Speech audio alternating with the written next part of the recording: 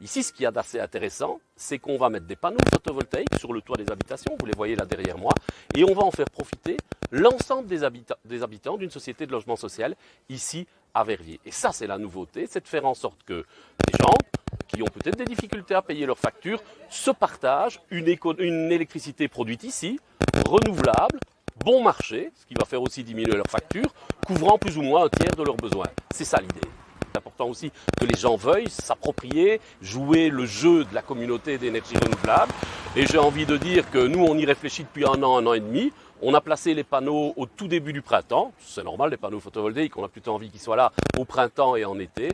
Et on va continuer encore pendant une année, je crois jusqu'à la fin du mois d'octobre de l'année prochaine. Et à ce moment-là, on tirera les vrais enseignements d'un an et demi de production d'électricité photovoltaïque partagée entre plusieurs.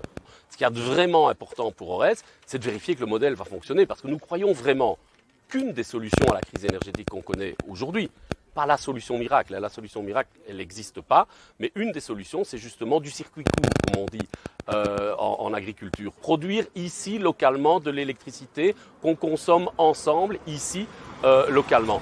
Et dans ce modèle-là, le réseau de distribution, et ça c'est important pour Ores, nous sommes des exploitants, des gestionnaires de réseau de distribution, le réseau de distribution modernisé, performant, il va falloir investir dedans, je le dis souvent, mais un réseau de distribution wallon modernisé peut être vraiment une pierre angulaire des nouveaux modèles énergétiques de demain qui nous mettront un peu plus qu'aujourd'hui à l'abri du nucléaire français, à l'abri du gaz russe, etc.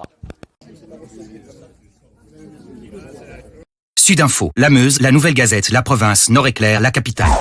À chaque instant, au premier rang.